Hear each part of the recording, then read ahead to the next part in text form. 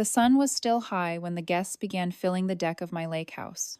I had spent years building my life every hour, every saved dollar, tucked away until I could afford this place. 2 acres of quiet shoreline, a house worth nearly $2 million, and the peace of mind that I had earned it.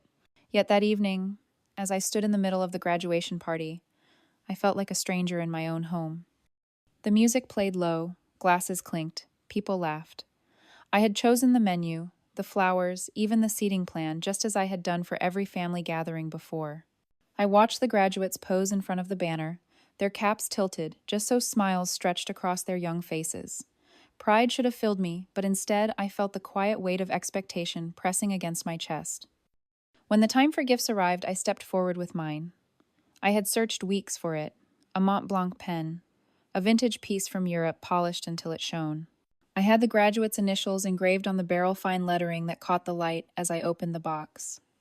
"It's not just a pen," I said softly, "it's a reminder that words matter. May you write something worthy with it." For a heartbeat, silence. Then Taylor, my in-law, my shadow, my critic, lifted the pen and tilted their head. A smirk spread slowly across their face. This Taylor announced voice cutting sharp through the laughter is exactly why you'll never build a real family. Your taste screams cheap even when you spend thousands. The room shifted. Laughter bubbled nervous at first, then freer as if everyone was waiting for permission to enjoy the cruelty. My chest tightened. I looked around, eyes darted, mouths curled, some giddy, some embarrassed, but not one person spoke in my defense. I set the empty box on the table. My hands wanted to tremble, but I forced them, still pressing the lid closed. My home, my money, my time, and yet in that moment I was the outsider they all found easy to ridicule. Humiliation has a sound. It is not the insult itself. It is the echo of laughter afterward, the sound of your own blood rushing to your ears while your face burns hot. I glanced at the lake through the glass doors. The water was calm, reflecting the fading light, a mirror of quiet that no one else seemed to notice. I thought about the long hours at the office, the years of saving, while others borrowed and spent freely the countless deposits I had placed for parties they claimed as their own. And still they saw me as little more than a wallet. My throat ached with words unsaid, but none came. Instead, I placed the box back into Taylor's hand, nodded once, and stepped away from the circle of laughter. If you've ever been humiliated by your own family in front of everyone, comment your story. I want to know I'm not alone. Because that night I walked through the crowd invisible, but what they didn't know was that invisibility can be a weapon, and I was about to learn how sharp silence could be. I have always been the quiet one, the organizer, the steady pair of hands that kept everything from falling apart. You know how some families have a natural leader, the person everyone calls when a crisis comes, the one expected to cover bills when money runs short, the one who shows up early and leaves last. That was me. It started years back. When Taylor married into the family, I noticed how quickly responsibility shifted my way. If there was a holiday dinner, I was the one reserving the restaurant or arranging the menu. If there was a birthday, I booked the venue and paid the deposit. When someone had a baby shower, it was me who ordered the cake, set up the decorations, and made sure the gifts were wrapped. Not once did anyone stop to ask if I had the time or the money. It was simply assumed. The truth is, I didn't mind at first. I thought that by giving, I might finally belong. My own upbringing had been modest. I learned early that control was a shield. If I managed every detail, no one could blame me if things went wrong. So I kept receipts, filed invoices, and balanced ledgers with care. My work was invisible to them, but it gave me a strange comfort. Still, the longer I played this role, the clearer it became that gratitude was not part of the bargain. I remember one Christmas dinner in particular. I had arranged the florist, ordered the roast, and even hired a pianist to set the mood. When the evening came, everyone praised Taylor. "Such a beautiful idea," they said. "So tasteful." Taylor smiled, basking in credit for work they had not lifted a finger to do. And I smiled too, though it burned in my chest. It wasn't only about parties. When Taylor's family struggled with tuition payments, I quietly stepped in, transferring funds to keep things afloat. No announcement, no request for repayment. I told myself it was for the kids, not for the adults. But every time I helped, the silence afterward grew heavier. No thank you, no acknowledgement, just the quiet expectation that I would do it again. I kept meticulous records, though. Every deposit, every invoice, every transfer. I had a folder full of them, neatly labeled, dates aligned. No one knew it existed. They thought me soft, easy to exploit, too proud to keep track. but I tracked everything. Perhaps a part of me knew long before I admitted it that the day would come when those papers would matter. It is a strange thing being both indispensable and invisible. They needed me, yet they never saw me. They took my efforts, my savings, my time, and turned them into background noise. I learned to wear a calm face, to nod along, to let their jokes sting without flinching. But even the quietest person has a breaking point. And mine arrived at that graduation party when Taylor's words cut deeper than any expense I had ever covered. What they didn't know was that my patience was not endless, and tucked inside my desk drawer at home was a paper trail sharp enough to sever ties forever. Family betrayal does not come all at once. It arrives in fragments, small comments, passing gestures, debts that are never repaid until one day you look back and realize the pattern has been there all along. For me, it began slowly. When I first bought the lake house, the pride of my life, everyone treated it less like my accomplishment and more like a communal asset. "We'll have so many parties here," Taylor had said the first time they stepped onto the deck, as though the deed were signed in their name. I had smiled then, trying to believe they meant well. But inside, I felt the faintest pull of unease. Over the years, I covered more than parties. When a cousin's tuition bill came due, I wrote the check. When Taylor's spouse lost a job and the mortgage on their home threatened to collapse, I offered them an interest-free loan. Not once was repayment discussed. I was the family's silent banker, and they treated my generosity like an endless well. But the worst wound did not come from money. It came from words. I still remember the day I received that email. Taylor had meant to send it to a friend, but accidentally included me in the chain. The subject line was nothing special, but the body of the message was unforgettable. "Morgan thinks money equals class. It's pathetic." My chest tightened as I read it. The cursor blinked at the end of the sentence, mocking me. I closed my laptop slowly, my hands trembling, my heart pounding with the kind of pain that is too familiar, and yet always surprising. To them, I was not family. I was a punchline. I said nothing. I did not confront them. Instead, I tucked the email away in the same folder where I stored invoices and receipts. I told myself it was better to stay silent than to start a war I could not win. Still, silence corrodes. The more I gave, the more invisible I became. At one Thanksgiving dinner, I heard Taylor whisper to another relative, "Morgan just likes to feel important. That's why they throw money around." The words hit me like ice water. Important number I wanted to feel included, to feel like I mattered. There is a special kind of loneliness that comes from being surrounded by people who only see you for what you provide. You smile, you nod, you refill their glasses, and inside you know you are nothing more than a wallet in their eyes. And yet I stayed. I stayed because I hoped it would change. Because I thought one day someone might notice, might say thank you, might recognize the quiet sacrifices. But when Taylor mocked me in front of everyone at that graduation party, I understood. Nothing would ever change. I had been humiliated in my own home, stripped of dignity before a crowd of relatives who clapped and laughed, and while they thought I would swallow it like always, they had no idea what I carried in that hidden folder. The receipts, the emails, the records, silent witnesses to years of betrayal. And this time I would not stay quiet. The air inside the house was heavy with laughter that did not belong to me. After Taylor's cutting words, I remained seated for a few moments, staring at the polished wood floor beneath my feet. I could hear the scraping of forks, the polite claps, the half-hearted chuckles that followed their insult. It was a performance, and I was the unwilling center of it. I remember looking at the pen still in Taylor's hand, its black resin catching the light. What had been chosen with care, engraved with love, now dangled like a prop in their cruel theater. Every detail of that evening, from the floral centerpieces to the arrangement of chairs, had been mine to organize. Yet the moment that mattered most was reduced to ridicule. I thought about speaking. I thought about standing tall, raising my voice, demanding respect. But what good would it have done? The laughter had already washed over me. Words would have been drowned. So I chose silence. I rose slowly, straightened my jacket, and placed my napkin on the table. The chatter dimmed for an instant, but no one asked where I was going. Not one relative called after me. Taylor smirked as if to say, "See? Even now you walk away." I walked through the French doors onto the deck. The evening air was cool against my skin, and the lake shimmered under the last stretch of daylight. I stood there for a breath, hands clenched, heart steadying itself. Humiliation had burned hot, but now something colder was forming clarity. Clarity that this cycle would never end unless I ended it myself. I stepped off the deck, crossed the lawn, and headed for my car. No one followed, no one cared. As I drove down the winding road away from the house, I felt an odd stillness settle inside me. It was as if years of being invisible had condensed into a single decision. When I arrived home, the house greeted me with silence. I set my keys on the counter, removed my shoes, and walked straight to the desk in my study. The folder sat there thick with paper and proof. I did not open it. I did not need to. I knew every line, every figure, every email by heart. Instead, I powered on my laptop. The screen lit up, and with it the plan that had been growing in the shadows of my mind. I navigated to the catering contract first. The balance of $20,000 was due within 24 hours.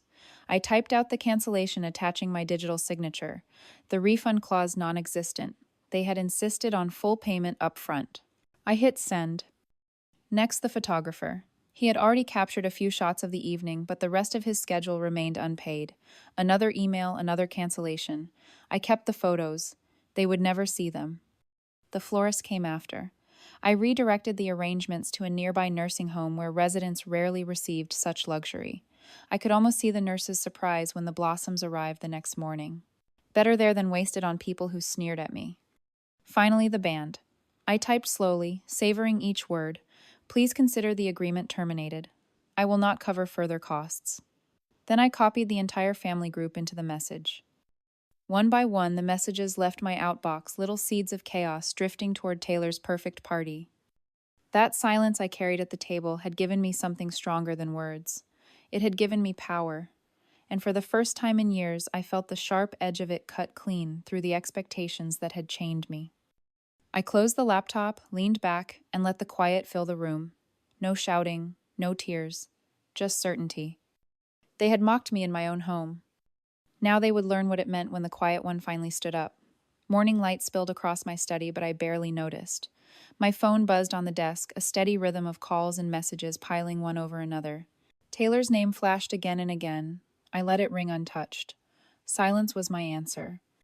The catering company wrote first. Their invoice had been redirected. The remaining balance of $20,000 now sat squarely on Taylor's shoulders. They had assumed I would pay as I always had. When the news reached the family group chat, the messages came quick. Morgan, this must be a mistake. Please confirm payment. I read, but I did not reply. The photographer followed next.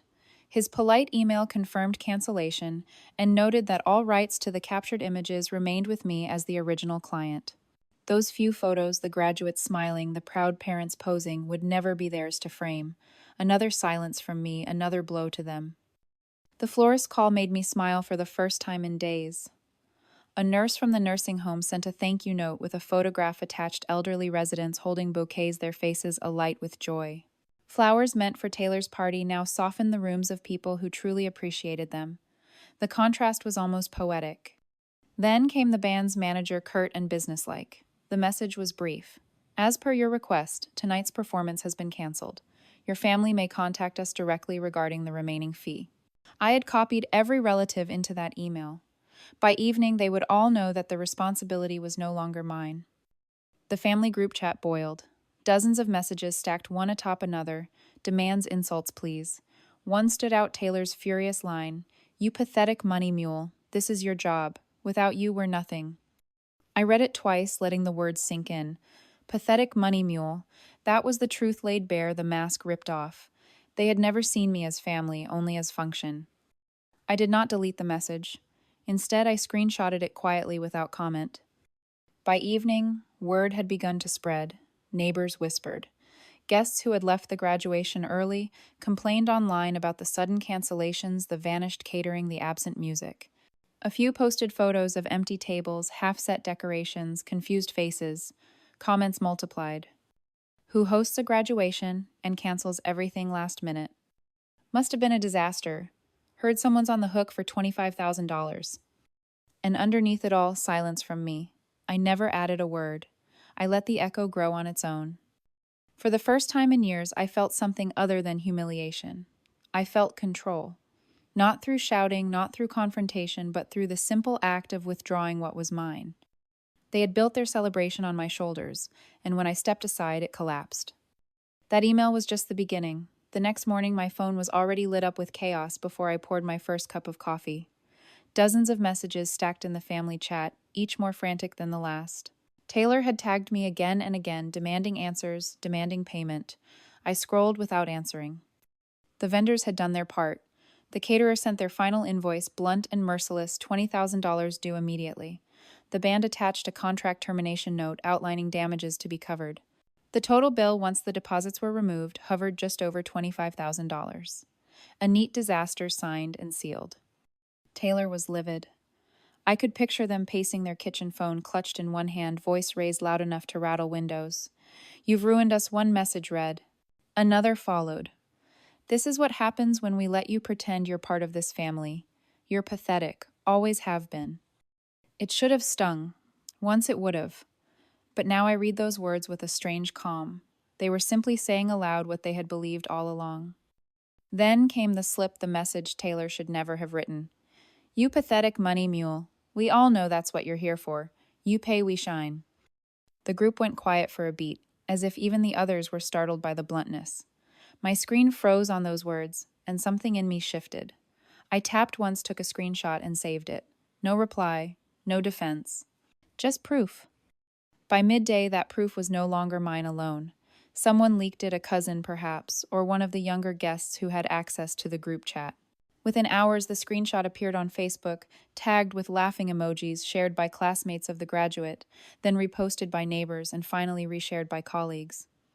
The caption varied, but the meaning stayed the same. Imagine calling your own family a money mule. Taylor's social circle turned in on them. Friends who once gushed over their parties now posted cryptic remarks. "Be careful who you step on, it comes back." Colleagues left awkward comments, thinly veiled jokes about mules at home. The story spread faster than any of us could have imagined. And through it all, I remained silent. My phone buzzed with calls. I never answered messages. I never opened. The family begged at first, then threatened, then begged again. Silence was my weapon, and I wielded it with precision. By evening, the local gossip pages had picked it up. One headline read, "Graduation Party Turns into $25,000 Disaster." Another quipped, "Family Calls Benefactor. A money mule gets exposed." The humiliation they had tried to hang around my neck now clung to theirs, heavy and public. But the most shocking part wasn't the money. It was what the world saw next, how quickly a family could turn on its own, and how loudly silence could echo once released. By the end of the week, the graduation party had a nickname. Neighbors, coworkers, even distant acquaintances called it the $25,000 disaster. The phrase stuck like glue, whispered at grocery stores, and posted in online forums. No matter how hard Taylor tried to spin the story, the truth was already out. They had mocked me in my own home, relied on my wallet to build their celebrations, and then crumbled when that wallet snapped shut. I didn't have to spread the tale myself. Others did it for me. The leaked screenshot of Taylor calling me a pathetic money mule was all the fuel the gossip mill needed. Within days, their reputation was shredded. Parents at the graduate school whispered at pickup lines, teachers shook their heads, and colleagues snickered behind closed doors. Even Taylor's so-called friends posted sly comments online. Not everyone can ride a mule forever. Taylor tried damage control. They posted a long message on social media about miscommunication, claiming I had misunderstood that family tensions were being exaggerated by outsiders. But the comments betrayed them. One by one, people chimed in with memories of their arrogance, their habit of taking credit for work they never did, their way of living off others' generosity. The truth had been simmering beneath the surface for years. Now it boiled over. Meanwhile, I watched from a distance. Every evening I sat on my deck overlooking the lake, the water calm, the air still, while my phone buzzed with desperate attempts at contact. Taylor's calls shifted from rage to pleading, "Please, Morgan, fix this. Pay the bills, take the post down, help us clean this mess." But silence remained my answer. The graduate, themselves a teenager caught in the storm, reached out once, "I'm sorry, I didn't know." I believed them. They were too young to understand the layers of manipulation at play. I replied with kindness, assuring them my actions were not aimed at them, but at the adults who had used me for too long. Still, the scandal grew. The florist posted photos of nursing home residents holding the very arrangements that had been meant for the graduation. The contrast spread online, frail hands clutching roses against the backdrop of Taylor's empty banquet tables. People applauded the gesture, not knowing it had been mine. The humiliation Taylor tried to brand me with had circled back and branded them instead. They carried it now every time they stepped into a store or walked into their office. And for me, for the first time I realized silence could be louder than screaming. It could topple reputations, ruin illusions, and set me free from the weight of expectation. I had no need to raise my voice. The world was doing it for me. I often sit on the deck now, coffee in hand, watching the water move in slow ripples across the lake. That house, my house, stands firm behind me, a monument not only to years of saving, but also to a single choice, to finally stop being used. When I think back on that night, I don't hear Taylor's insult anymore. I hear the silence that followed the space where I chose not to answer. That silence reshaped everything. It turned humiliation into power, betrayal into exposure, and expectation into collapse. The family has not gathered here since. Invitations have stopped, the phone calls fewer each month. I suspect they still whisper about me, blaming me for their downfall. Let them. The truth is simpler. I merely stepped aside. I removed myself from the role they cast me in, and without me the stage crumbled. The vendors were paid by Taylor, not by me. Every last cent of the $25,000 came from their own accounts. The scandal never quite left them either. At work, colleagues still joke about mules. In town, the graduation is remembered not for the young student's achievement, but for the party that imploded. Reputation once cracked does not mend easily. And me, I walk lighter. I still keep records, still save, still live carefully. Old habits die hard, but I no longer carry the weight of their expectations. I am not their banker, not their planner, not their silent servant. I am simply Morgan, and that is enough. If there is a lesson in all this, it is that silence has edges sharper than any blade. You do not always need to shout to be heard. Sometimes you only need to withdraw what was never appreciated, and the world will hear the collapse for you. If you think Morgan's revenge was justified, comment right. If you take a different path, share your idea below. I'll be reading.